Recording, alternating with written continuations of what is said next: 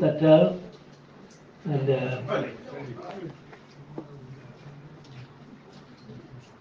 salutations to my comrades in the struggle to gain not only political freedom, but also economic freedom for the Gambians. Salutations to Mr. Demba Ali Jao, my former colleague in the cabinet. I was in touch with Mr. Jao at a distance when he used to contribute to the articles in the newspapers. I read him, I felt him, but I deeply felt him when we served in the same cabinet, and he left a great impact on me as a man of great honor, a great patriot, one who never compromises principles for the good of the nation. Mr. Jao, I am singularly honored and privileged to share this high table with you. It's an immense honor to me. Today is the third 𝒂𝒊𝒏 Memorial Lecture for an event that took place 8 years ago. We have really delineated this event to 𝒂𝒊𝒏, but it was not only 𝒂𝒊𝒏. It is for all those who have sacrificed over the years for the good of this country in order to rid this country of undemocratic rule, to usher in the rule of law and responsible governance. All those who sacrifice one way or the other. I see Mr. Jao said that he is here not only as chairman of the Victim Center, but also as one who has an immense respect for 𝒂𝒊𝒏. But I don't think I'll be wrong to say that, in fact, Mr. Jao, as chairman of the Victim Center, I think you have also been a victim. You lived in exile, and that is certainly an incidence of being a victim. A lot of things happen in your family, and you wished you were there, but you couldn't. And certainly, you qualify as, in my view, you qualify as one of the victims. So I said, the event, we just circumscribe and delineate to 𝒂𝒊𝒏, but it covers everyone. Well, I also want to really concentrate more on 𝒂𝒊𝒏, because April 14, 2016 was not the only time that 𝒂𝒊𝒏 went out in a very sacrificial undertakings for the party. I recall the Chamway Bridge incident. He was in the midst of it. He, like many others, were herded like animals, put on board trucks, under the rain, escorted with the greatest humiliation, with the greatest degrading human treatment to the police headquarters in Banjul. I recall 𝒂𝒊𝒏. I see him on top of the 𝒂𝒂𝒏 in Fast Njagachoy, when he jumped up from the top of the 𝒂𝒂𝒏 and started pulling down mattresses for bedding for a period of at least 4 days. I remember 𝒂𝒊𝒏 when he went into his bakery to bake bread to raise funds of about $3,000 in order to fund the UDP's rally at Piran. I call it that 𝒂𝒊𝒏. That was the 𝒂𝒊𝒏 who never hesitated to offer himself as a sacrificial lamb.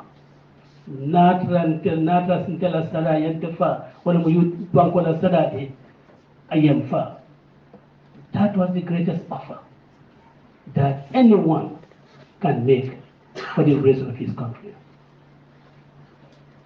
On that fateful day of the 14th April, I yelled at 𝒂𝒊𝒏 And that is an act I have regretted the whole of my life and will continue to regret it because I do not have the means of facing Solo and say, Solo, please forgive me accordingly.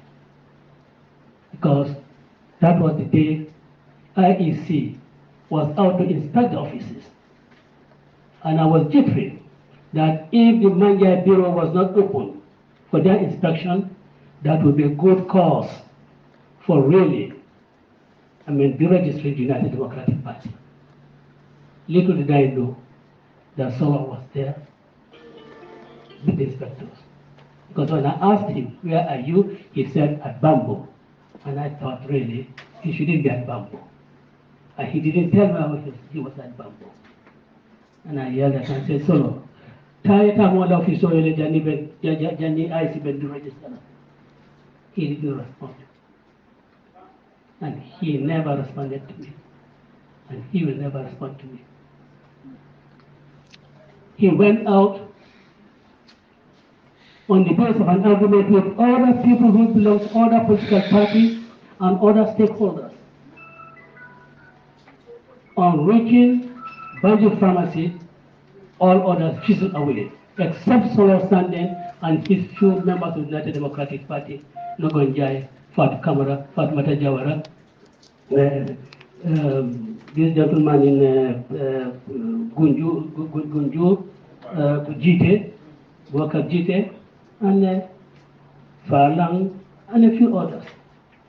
But all others who had agreed with him, or had agreed among themselves, all other political parties had agreed among themselves that they would be there, all of them abandoned the enterprise, Solo to the lead. And ultimately, he died. When I received the news, late Friday night, that Solo had passed away, and that orders were given for him to bury it at Tanje. I called Lamindeba and broke the news to him. And I thought I should go to his uncle, his cousin, Alai Mustafa Darboe, to also bring the news to him before I could to the family. Solo, as I had said on that day, he was our 𝒕𝒉𝒂𝒏, and he continues to be our 𝒕𝒉𝒂𝒏. He was the one who, like 𝒕𝒉𝒂𝒏, gave up his life to a ruthless government.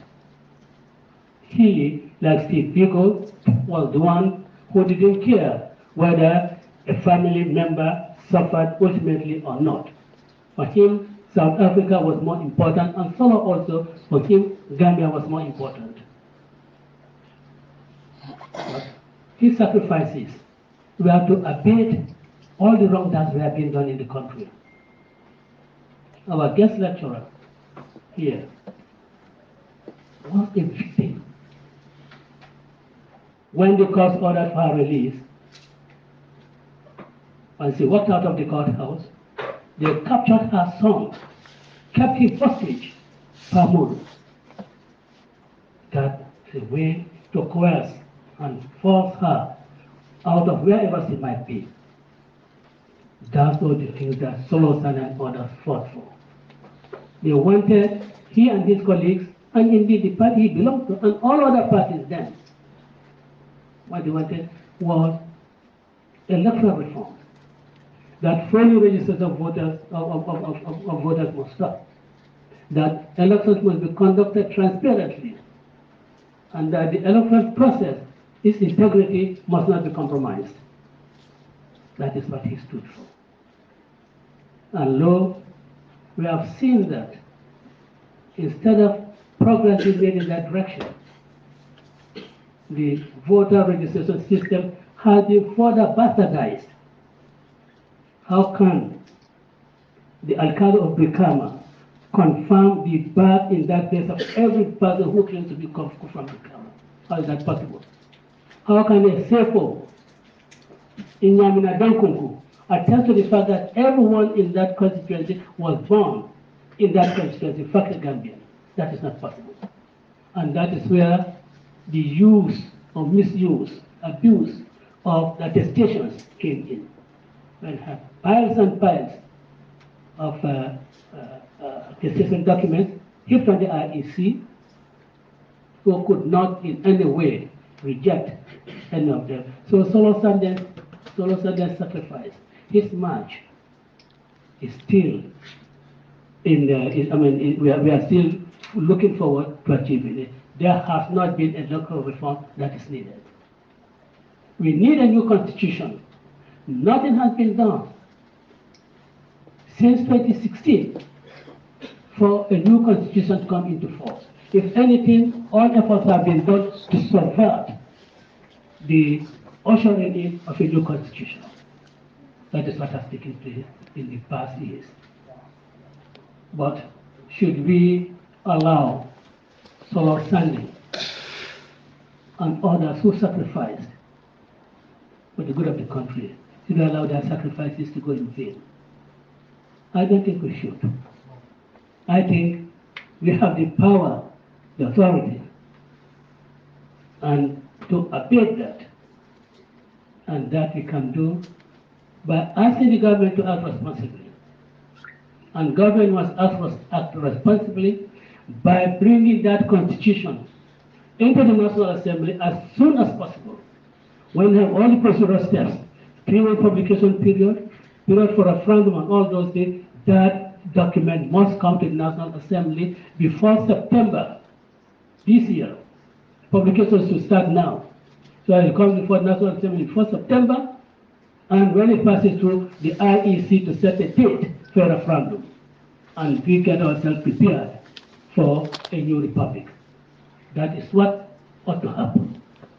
We cannot have all this foot dragging. We cannot have all these fanciful international consultants and international advisors coming in. No, there must be the political will from us, the Gambians, and from the leadership that a new constitution will be ushered in. We have to take the necessary steps to do so.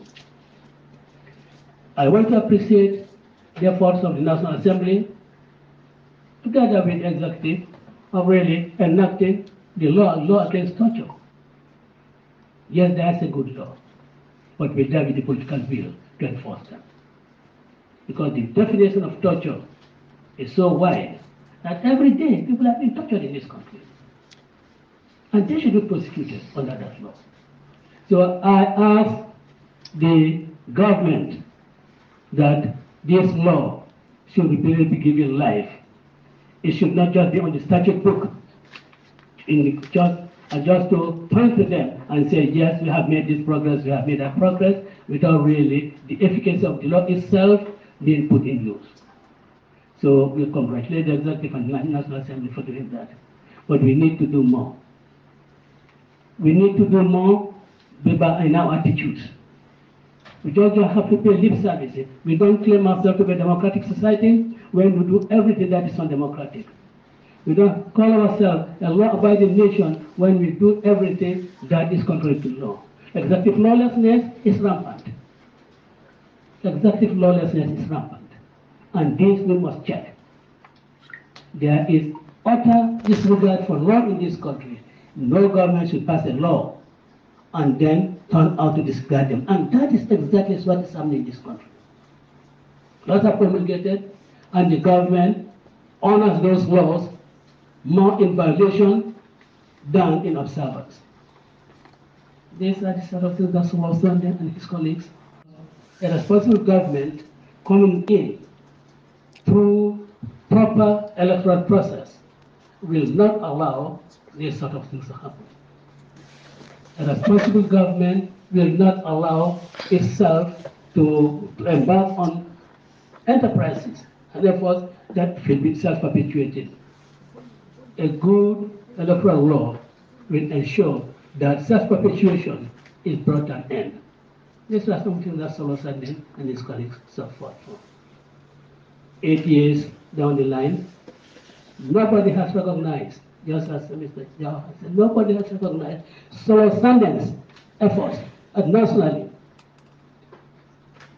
Even when we invite some other people to offer lectures, they decline it.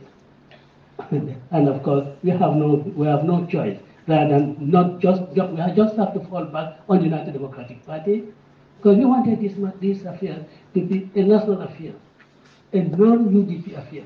And that is why we call on other people who belong to other political formations, who belong to NGOs and so forth, to come and offer the lectures. But when we do, and our requests are rejected politely, we have no choice but really to do it ourselves. And when we do it ourselves, people tend to think that this is a UDP affair. And this certainly is not a UDP affair, this is a Gambian affair. And I hope that next year, all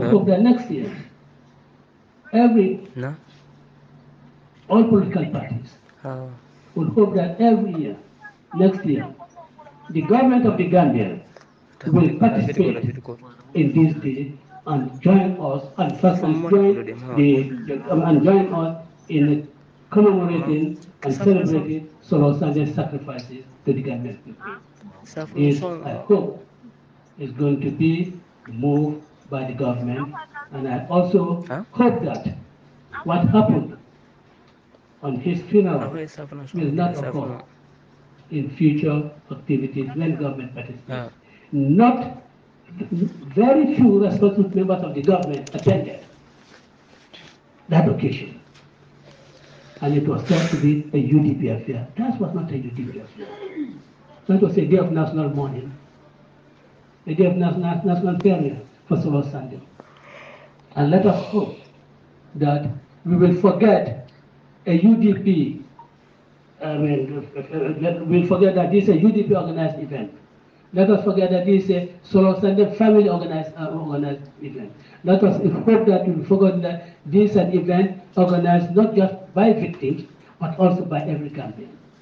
And I hope that when we do so, we will really give this event a truly national character. Just one thing, on the day of the event, Alhaji Darboe has mentioned that we ask that all deputies stay home, not to partake in the demonstration. Contrary to what has been peddled about, my son, Nokunda, commonly known as Papa D, just before he walked out from the parlor, he said, "Baba, I don't think it is a good idea for all of you to go out. Ask your deputies to stay." And I did, contrary to what other people claim. It was him who suggested to me, because for me, every one of us would have gone out. But again, there was wise counsel, and I hope that Mohammed and others will continue to really counsel us in some of the things that we do, including the question of age, but then the common sense really helps in a lot of things. I wish next year we meet again at this venue, at other venue, or another venue, where the true national character of the event will be exhibited. Thank you very much, Madam Moderator.